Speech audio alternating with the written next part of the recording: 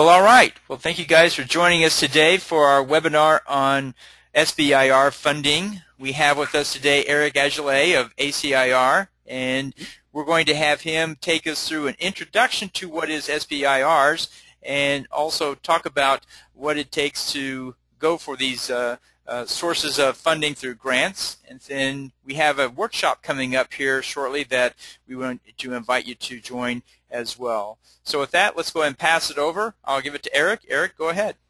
Great. Thanks a lot. As you mentioned, my name is Eric Agelet. I'm with the ACIR, which the title is quite a mouthful, but it's the Alliance for Commercialization and Innovation Research. We're a nonprofit that works with grants and innovation research and programs around the world and domestically. But I was asked to talk about SBIR funding because I've been working with the SBIRs for several years now, mostly as a commercial reviewer of different applications in Phase 1 and Phase 2, specifically with the National Science Foundation and the Department of Defense. And I'm, like I said, a very big fan of SBIR, and I think that they're great for innovators just starting out. So I'm going to give you just a very basic overview of the programs of funding available through SBIR in the United States today. It's been going through some changes, good changes, fortunately. And after that, you can ask some questions, or we can talk about the workshop coming up that's being run by the Foundation for Innovative Communities. So let's go ahead and start. Let's get this out here. So SBIR and STTR usually amounts together, but and we're going to talk about both of these. Most of the programs, most of the agencies run both an SBIR and STTR program. So SBIR, the Small Business Innovation Research. Good thing about these programs is that they're actually set aside by law, so it's not a discretionary every month, every year that they'll change the funding for. These are set asides from their budgets. So that, for example, the NSF has 2.6, and I believe that's going up this year to 3.5% of the actual budget is dedicated to grants that have to be given under the Small Business Innovation Research. STTRs are pretty much the same thing. It's just that there you have to have a partner, a research institute in the United States. So if you're a business, you have to have an agreement with the laboratory, with the university, to go forward on developing whatever that technology is. Whereas the SBIR, you can be a small business doing it all on your own. And we'll take a look at, again, those are set asides from these agencies that have to do this. And it's every year, and they put out solicitations for a wide variety of technological groups that you can get that money for and develop it for, develop your technology with their money. Here's a list of the U.S. agencies that have STTRs. You can probably get DOD, Department of Defense, and Homeland Security dwarf all the rest. Looking about $1.7 billion just in SBIRs. And a couple of the agencies have the STTRs as well. Again, I mentioned the NSF, Department of Energy, NASA. They're smaller, but they do exist. And again, these are great opportunities for small businesses to do it on their own through the SBIR or partnering with a university or a lab for the STTR. These numbers are actually going up. There have been some changes here. And I think it was mentioned on the right, it says there's like $2.5 billion available with all the different programs. This, I believe, is going up to $3 billion. So there's a good chunk of cash being available for these grants for small businesses and for research laboratories in a variety of fields. So again, we'll talk a little bit more about what specific fields they are and the different solicitations. Some of the agencies are granting agencies, and some of them will do contracts, and there's a difference, and we can talk a bit about that. But as you can see, all of these agencies have a good amount of money set aside. They have to do it by law. Specifically, it's already earmarked to give grants to small businesses. So these are great opportunities. That's non-dilutive funding. You don't have to pay them back. I'm, like I said, a big fan. I highly encourage all the small companies I know that need a little extra funding, especially early on, to look at the different SBIR programs.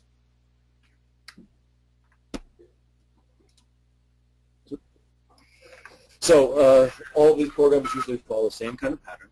phase 1 through phase 3. Your phase 1 is the really early stage where you've got your idea. You're doing the feasibility study, do your first very early stage prototype. They will give you about $150,000 to work that out and get to that feasibility study, that proof of concept, to get to that early stage prototype, bench scale. Give you about 6 months to do that.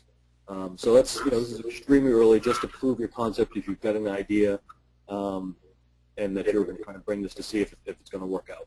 Phase 2 is once you already have that proof of concept and you're really getting into the meat of it now. By the end of phase 2, you really should be getting to a workable prototype, maybe something beta prototype that you can bring into the field. And they're really going to emphasize a lot more on commercialization and the business opportunity. In phase 1, since you're so early on, they don't expect you to know quite as much about the business side. They just want to know that you have an idea about business in general, that is this even going to work commercially, is there a market for this at all? But they wouldn't at this point require you to have identified partners or distributors or a co-developer at this point. Phase 2, by the end of phase 2, and when you write this in your application, your plan, you should have that in there, discussing where you're going to be going, who you're going to be talking to, what partners or what competitors you'll be working with or working against. But the phase 2, like for the NSF, I believe it's 750,000, went up from 500. Different agencies you can see here, they can up to almost $1 million, and you get 24 months. So the amount of money they're giving you and the time is significantly increased to move that forward to much closer to the market. Phase 3, this is usually, depending on the agency, this is what they call the commercialization stage. For the NSF, they really expect you at this point to be working with a partner or to have it in the market, and they will maybe match some funding. Like I said, they seek the external funding. Different from agency to agency. Again, with the NSF, there's a specific matching that they will do, where instead of phase 1 and 2, well, they'll just give you the money. Phase 3, if you have a partnership with a co-developer, with a company that's possibly an agent or distributor, and they're going to put up some money for that final bit of development, NSF will match it.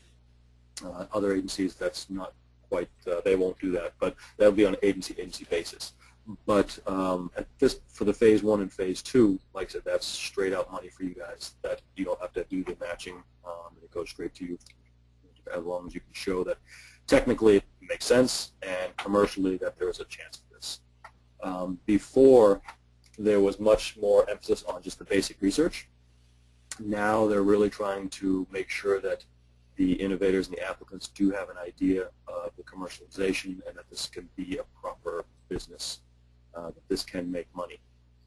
Again, they're not going to take that money from you. They don't expect equity or percentage or commissions or anything like that or royalties, but the whole point of this is to get these technologies out into the marketplace and available to the public.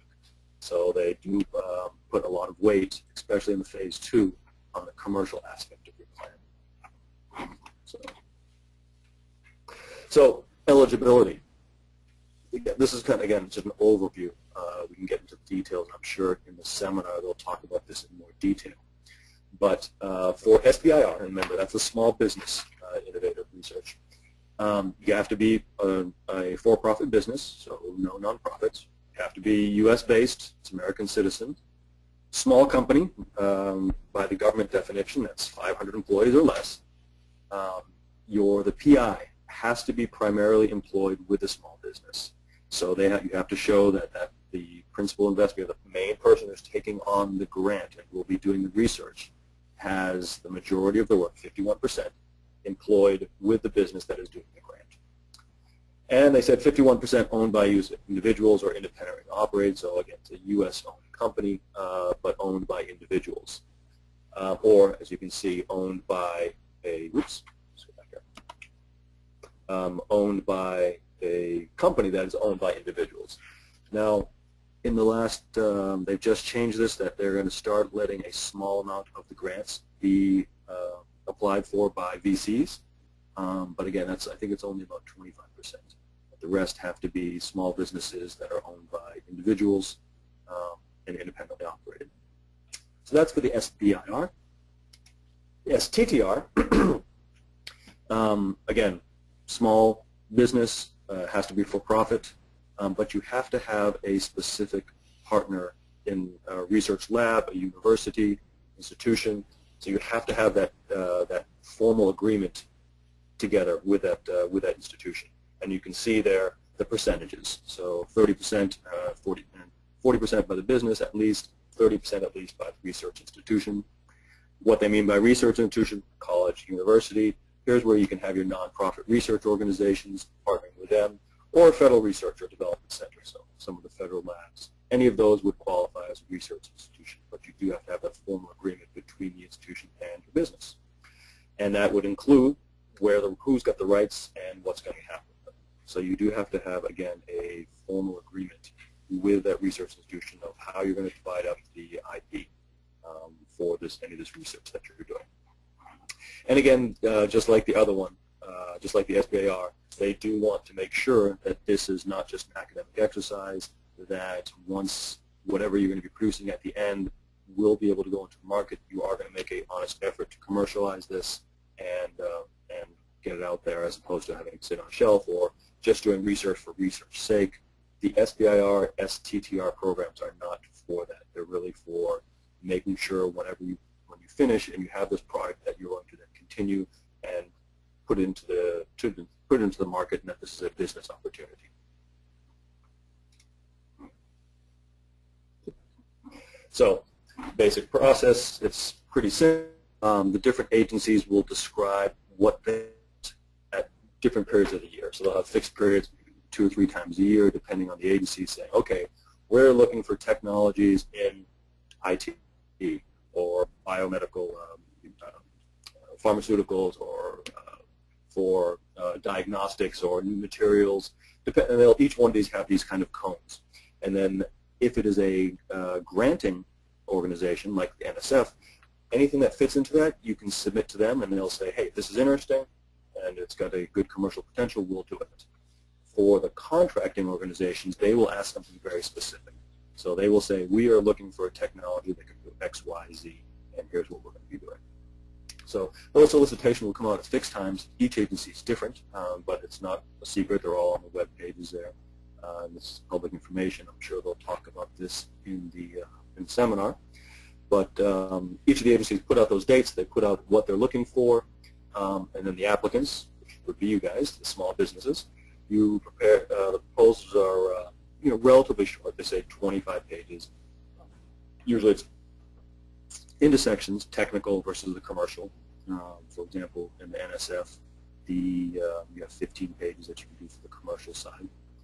I think it's a little bit more for the technical side. If you're not fit into those cones of what they're looking for tech descriptions or for their different industries, you can't just send it in and say, oh, I've got something you didn't ask for. They'll just throw them away, so don't waste your time on those. But some of them are quite broad, so that you can take a look and see, even if it's not specifically exactly what they're looking for, if it fits within that general proposal. For example, again, the NSF, they will take them. Can't be totally off the wall, but again, they try to make broad categories that will take in a lot of different technologies. So the evaluation, at this point, like I said, the phase 1, they're really looking just to see, does it make sense technically? Some idea of the commercial potential or the wider society benefit. Phase 2, they're much stronger on the commercial and the society benefits. You have to really be able to demonstrate that. For example, again, for the NSF, you can't just jump into a phase 2. So there is a pattern. You do have to go through the phase 1, and then you go to the phase 2. But again, this depends on agency to agency. But they are going to be taking a look at the technical and the commercial potential, and they'll take a look at your company. All the companies, all the applications, excuse me, are based on even what doesn't necessarily mean, a large think tank or research institution with 300-400 employees, even though it still qualifies as a small business, is that much better than somebody working out of the garage or having 3 or 4 employees. That's not the case. But they do want to make sure that you are going to be serious and that you're going to take this as far as you can, commercial-wise. And then they make the awards. This is for the phase 1 they're expecting. as you can see on the timeline there, about 6 to 9 months. The process is pretty well detailed on the webpage when you do the applications. I'm not going to say it's easy. I mean, it is, there's certain language and there's certain forms you have to fill out. Budgets have to be just right. But again, considering that it's free money that you don't have to pay back, and it's non-dilutive, I definitely think it's worth it. Wrapping up here, why do I expect for you guys to do the SBIR? Well, two different agencies, like I said, some will do grants, some will do contracts. If it's a grant, you never have to pay it back. It's non-dilutive. If it's a contract, then you've got an instant customer and you've got instant credibility. There's no equity dilution. Nobody's going to ask you for a percentage of your company. You don't lose your IP rights. All your applicants are on equal footing, so you're just have the right just as much as another company that's been done this for years. And then depending on the agency, and the NSF, National Science Foundation, does do is you can subcontract. You don't have to do everything yourself. There's a certain percentage that you have to keep it under for subcontracting. Obviously, they want to make sure you are doing the work. But there's certain things that you can subcontract, and you put it right in there, and that's not a problem. They also allow for overhead, and they can allow for an actual fee on top of that. So really, there's hardly any downside at all for doing these SBIR STTRs. If you don't get it, it's not a black mark against you. It's just maybe wasted time doing the application. So that's very, very briefly what the SBIR is throughout the different agencies, what kind of money they have and they're expanding, and what they look at for doing the grants and how to apply. All right. So very briefly, but if there's any questions, I'll be happy to take them. All right. Well, for those who have not been on our webinar before, we have a question box on the lower right-hand side of the screen. Several of you already have typed in some questions. I'll read those out, and Eric will answer them. And if you have questions, go ahead and type them in now about SBIR specifically, and then we'll have a follow-up presentation by Larry Peterson here in just a moment. So, Eric, the first question is, what is a fast-track application? The fast-track application? Yes.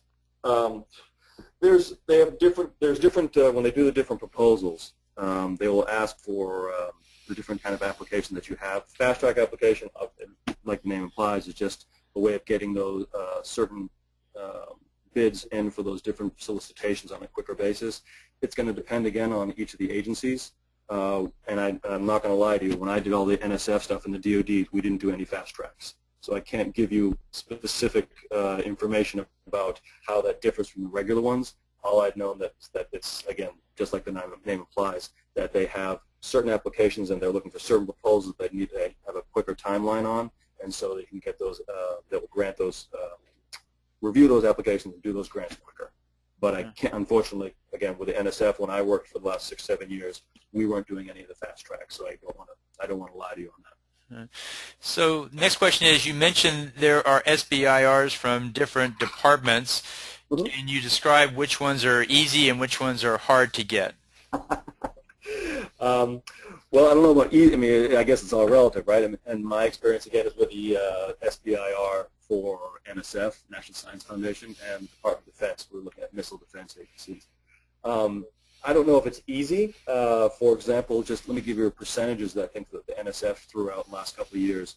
For phase ones, they were, for the phase one applications, I think the acceptance rate out of all the applications was around 12 to 13%. So maybe 1 out of 6, 7, 1 out of 7, 1 out of 8.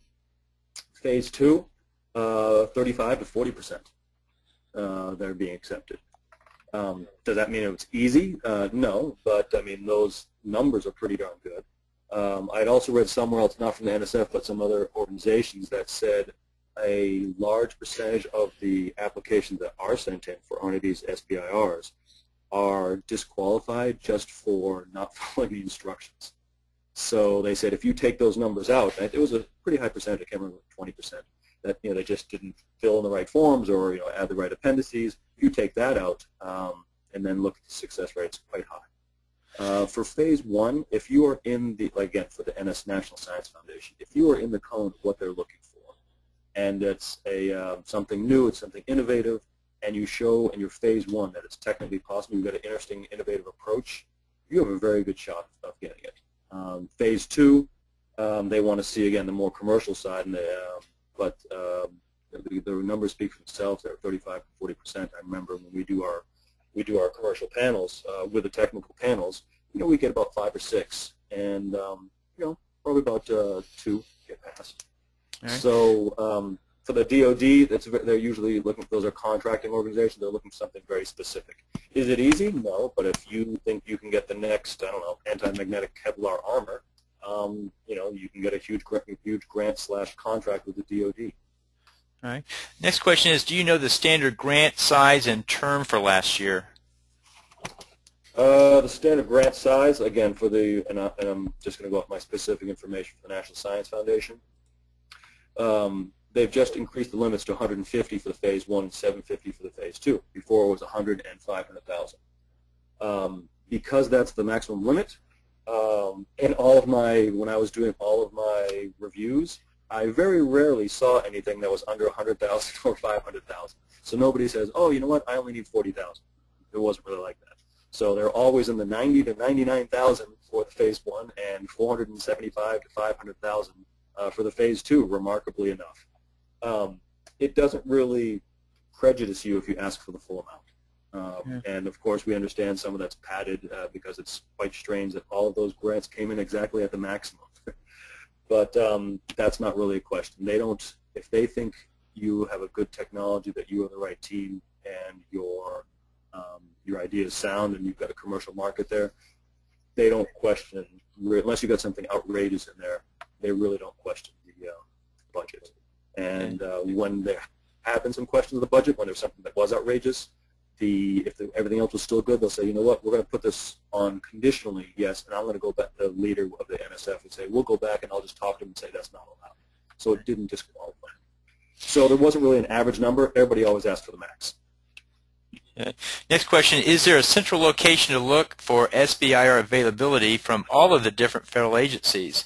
If not, where can I find information from and about the individual SBIR providers? Yeah, I know there's a website that does grants in general called Grants.gov.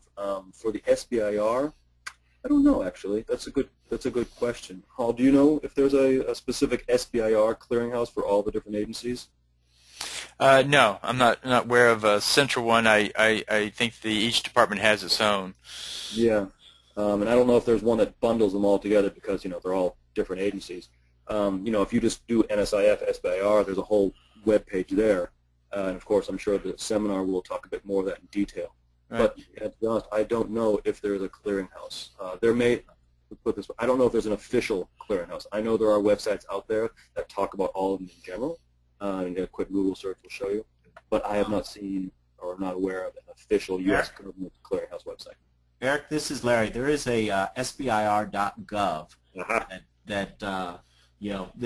it provides a lot of central resources for all of the programs, but you do still have to go to each program's website for the application. But if you have some central questions, you can just go to SBIR.gov. There you go. Good. Thanks, Larry. So the next question is, if you are turned down, can you request the reasons for dismissal? Yes, and every time the report is done by both sides, the commercial team and the technical team on each application, and regardless if it's passed or not passed, each of those the commentators, they all should give their feedback about what was good and what was bad, and that should be available to the applicant. So you should get that feedback and say, hey, this is very specific, not, we didn't like your technology. No. You should be very specific about what we thought was faulty and why you didn't pass and why you did. For Phase 1s, again, at least in the National Science Foundation, you are allowed to then take that feedback and go back and resubmit after you hopefully taken some corrective action. For Phase 2, you don't. You get one shot. But for the Phase 1, you should get that feedback from the panel, and then you can then take that feedback, hopefully improve, and then submit the same application. All right. The last question, if you have one, please type it in. This is the last one I see, is, are the presentation materials available for download? I guess, Eric, are you going to make the slides available to the audience? Sure. These slides that I just gave, there's no problem. Most of this came from the SBA and Science Foundation anyway, so they're not mine, proprietary. But I'll be happy to make those available. I'll call Larry and Larry to make sure that they can get it to you guys either through the webinar or tomorrow at the or whenever, excuse me, the workshop is. Not a problem. Okay. All right. Well, thank you, Eric. Our next speaker up today is Larry Peterson. I'm going to go ahead and move the slide over to Larry's computer. Larry, if you could go ahead and accept that and put your slides on the screen. We'll now pass it over for Larry to talk about an upcoming workshop on SBIRs and the group that's behind it. So, Larry, go ahead. Thank you, Eric. I appreciate it. Glad to have the opportunity to speak to you all today. I'll just give you about 90 seconds on the Texas Foundation for Innovative Communities and then talk about the workshop. You know, we are a 501c3 funded primarily by the Office of the Governor to develop globally competitive innovation. You can call that tech industry if you like. Our focus is economic growth, higher wages, jobs growth, tax base, investment. We know that competitiveness is derived 80% from the innovation that you create. So, you know, we focus on the things that cause you to efficiently translate innovation into high-growth companies. We focus on clusters.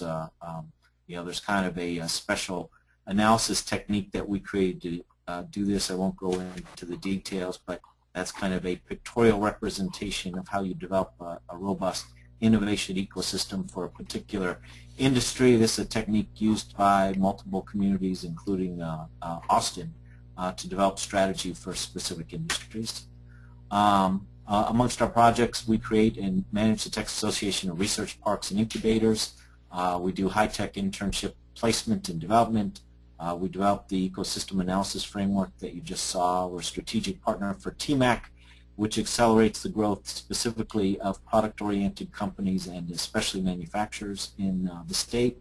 We're also the advisory committee designee for the Emerging Tech Fund to manage the Austin RC and the Panhandle RCIC, the only entities that will be managing two in the entire state. We've partnered with ATI to build a statewide system of clean energy incubators.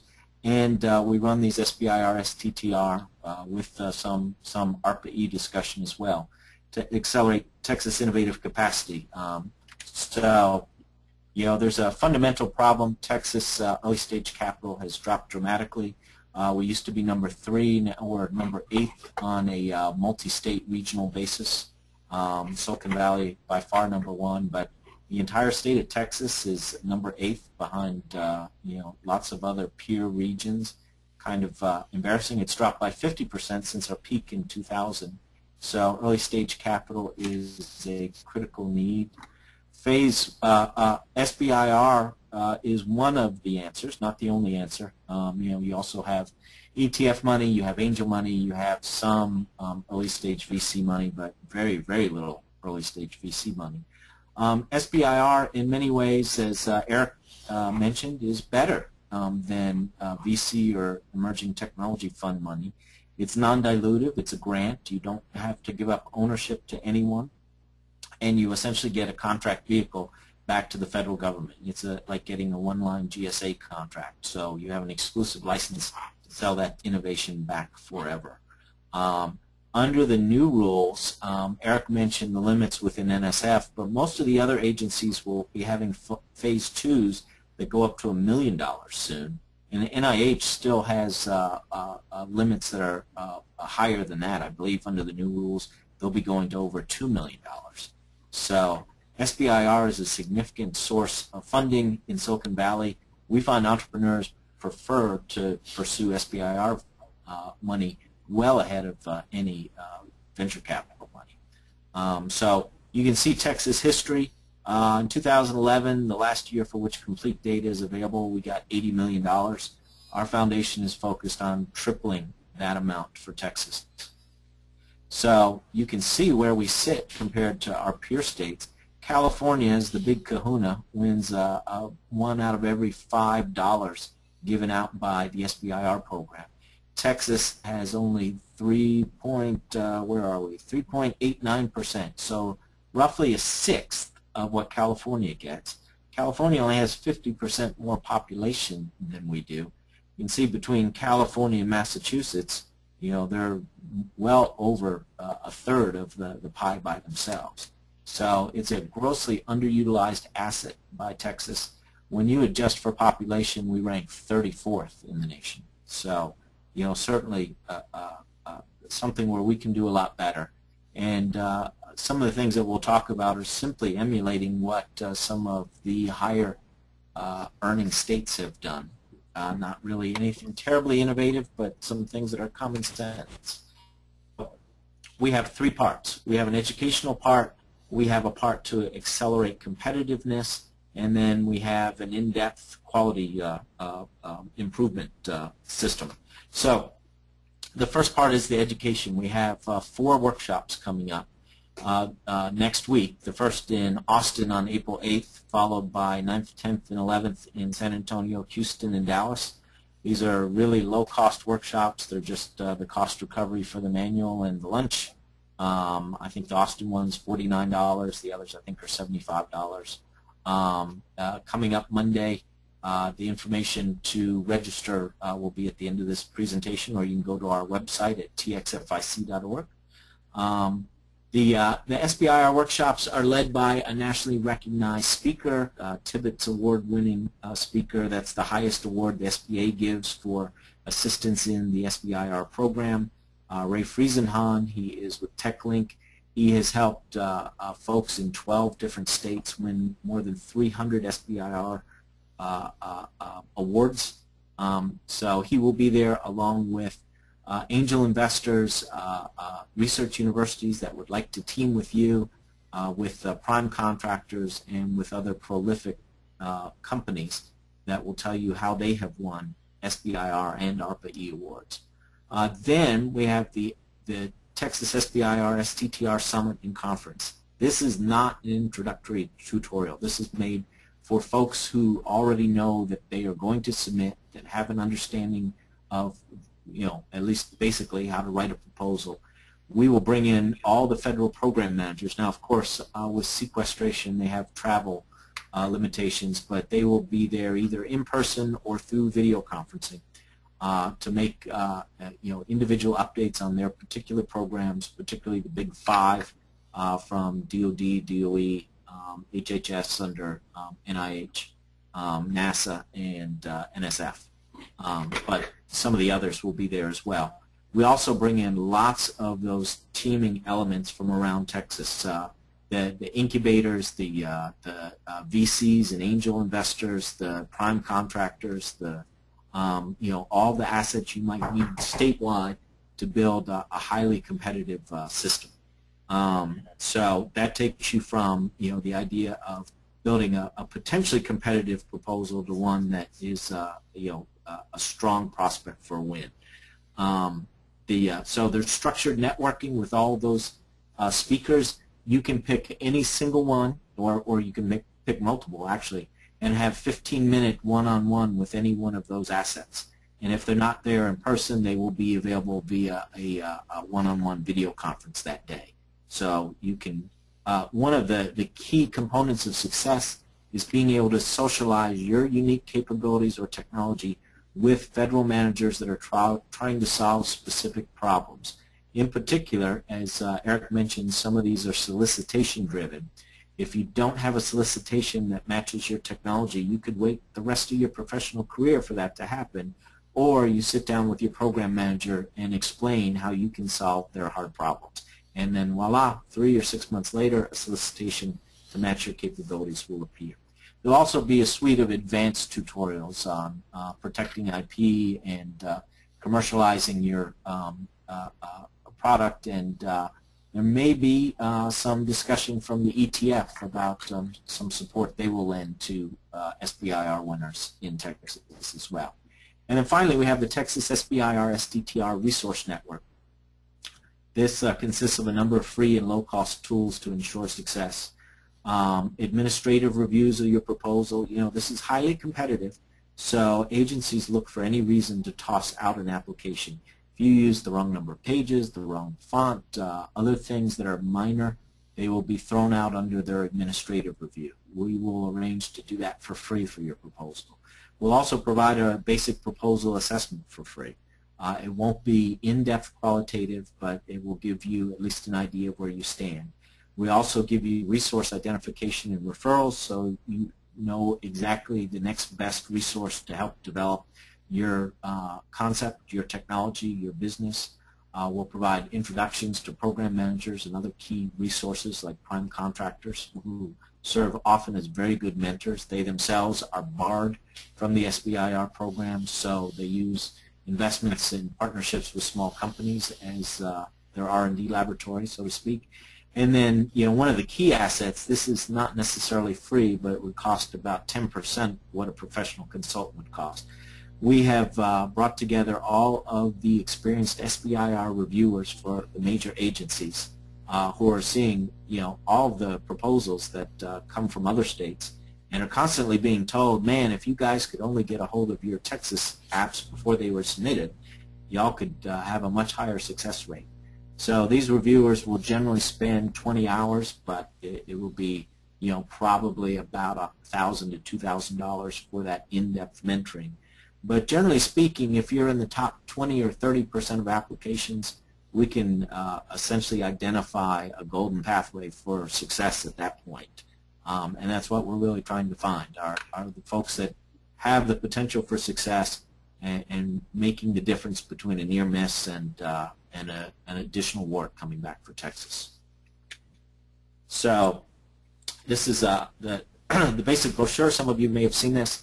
There's the link to register. It's at the Highland Business Center. ACC is giving us their conference room as a partner. Tibbetts award-winning Ray Friesenhahn, of course, is a facilitator. No prior experience is necessary. So we'll go over all the basics. You'll go from not necessarily knowing anything about SBIR to being able to put together quite a credible proposal. These slides will be available to everyone. Perhaps Hall can distribute them, but we will make sure Hall has a copy right after this presentation. And these are all the partners we have just for the Austin area. More than 30 partners statewide, all trying to boost SBIR attainment for the state of Texas. So, and again, there's the link at the bottom. Great. Well, thanks, Larry. Thanks, Eric. Are there any questions before we sign off for either Eric or Larry before we go and close it out? We have a great workshop coming up here soon that you want to participate in, and you'll have the links there, and we'll send these slides out to you afterwards for you to review as well. So I don't see any questions coming in, so I think you covered everything there, Larry. Thank you guys, both Eric and Larry, for coming on today. We've got a number of thank yous from the audience as well, so we appreciate the information that you shared. Send me the slides and I will pass it out to all the people that registered for today's webinar, and we'll go ahead and close it out from there. Thank you so much. Thank you. Thank you.